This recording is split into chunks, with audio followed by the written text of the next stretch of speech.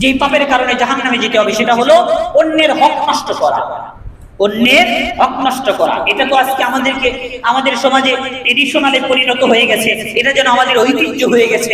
কখনো কখনো যদি আমি কোনো কিছুর অধিকারী হই, কখনো কখনো যদি আমি নেতা হই অথবা কোনো কিছুর মাতবার হই, সেখানে আমি নিজেদেরকে আরেকজনের সম্পদ ভক্ষণ করার অধিকার মনে করি। এটা আমাদের জন্য মারাত্মক ধরনের কি বলেন পতনের দিক। এটা আমাদের জন্য ক্ষতির দিক যে আমরা কোনো কিছুর মাতবার হইলেই, কোনো কিছুর অধিকারী হইলেই, কোনো আসনে বসলেই আমরা আরেকজনের কাছ থেকে চুষে খাওয়াকে অধিকার মনে করি, বিশেষ করে সরকারি মহলগুলোতে। আল্লাহ আমাদেরকে বাঁচার তৌফিক দান করুন। রাসূল বলেছেন, অন্যের হক তুমি নষ্ট করছো, তুমি অন্যের হক নষ্ট করছো, কিন্তু কিয়ামতের দিন তোমার হক নষ্ট হয়ে যাবে। কিয়ামতের দিন তোমার হক নষ্ট হয়ে যাবে। মুসলিম শরীফের একটি হাদিস আসছে, সাহাবা ইকরামকে জিজ্ঞাসা করলেন, রাসূল তোমরা বলবা যে দুনিয়ার মধ্যে সবচেয়ে গরীব ব্যক্তিকে, সবচেয়ে অসহায় ব্যক্তিকে? সাহাবা ইকরাম বললেন, ইয়া রাসূলুল্লাহ, আমাদের ক্ষুদ্র মস্তিষ্কে আমরা যেটা ভাবি সবচেয়ে গরীব এবং অসহায় ব্যক্তি তো সে যার কাছে টাকা পয়সা নাই, সম্পদ নাই। যেই ব্যক্তি গরীব, তার কাছে টাকা পয়সা কিছু নাই, এই ব্যক্তি তো গরীব। রাসূল বললেন, জি না, এই সাময়িকভাবে দুনিয়ার ক্ষেত্রে গরীব, অল্প সময়ের জন্য, কিন্তু প্রকৃতপক্ষে গরীব হলো ওই ব্যক্তি যেই ব্যক্তি দুনিয়াতে নামাজ কালাম করেছে, লক্ষ লক্ষ টাকা যাকাত দিয়েছে, অনেক নেক আমল করেছে, কিন্তু সাথে সাথে আরেকজনের কি বলে, আমাদের সামাজিক ভাষায় কি বলে, আরেকজনের পাইপ মেরে দিয়েছে, আরেকজনের হক নষ্ট করছে। মাঝে মধ্যে আঞ্চলিক ভাষা বলতে হয়, নাহলে তো বুঝবেন না। আরেকজনের ক্ষতি করে বসছে, আরেকজনের পিছন থেকে কি বলে, টাকা পয়সা খরচ করে তার হক নষ্ট করছে।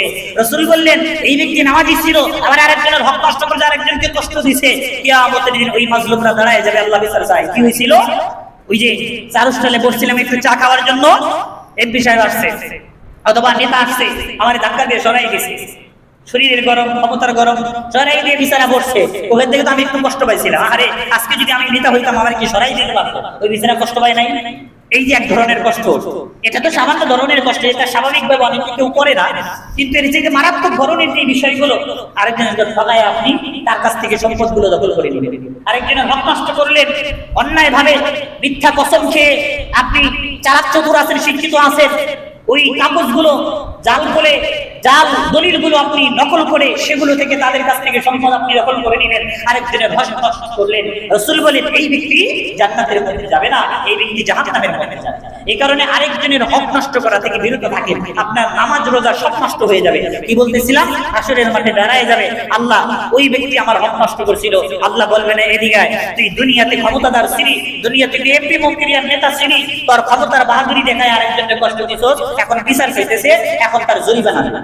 এখন ওই হাজী সাহেব বলবে জরিমানা কেন দিবে?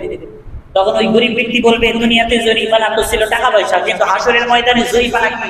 নেকি, মানুষের নেকামল, সোয়াব। গরিব বলবেন, আজকে তো আমার কঠিন অবস্থা, আমার তো নেকি লাগবে, ওই নেকি নামক টাকা দিয়ে জরিমানা দিতে হবে। তখন আপনার নামাজের সোয়াব দিয়ে জরিমানা দিতেছে, পাহাড় পরিমাণ সোয়াব দিয়ে আরেকজনকে ঘুষি মারার জরিমানা দিতেছে, আপনার লক্ষ কোটি টাকার জাকাতের সোয়াব দিয়ে আরেকজনকে ধমক দেওয়ার জরিমানা দিতেছে।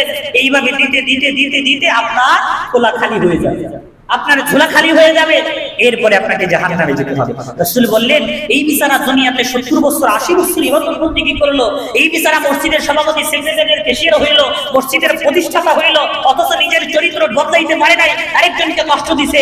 এই বিচারা দুনিয়ার মধ্যে 80 বছরের জিন্দেগি যাপন করছে, শেষ বয়সে এসে নেতা হয়ে গেছে, এই নেতার গরমে আরেকজনকে কষ্ট দিছে, এই সামান্য কষ্ট দেওয়ার কারণে সারা জীবনের সওয়াব শেষ, এই ব্যক্তিকে পরিশেষে জাহান্নামে যেতে হবে। রাসূল বললেন, এই ব্যক্তি হলো সবচেয়ে বড় ফকির, এই ব্যক্তি কি সবচেয়ে বড় অসহায়, সবচেয়ে বড় অসহায় গরিব।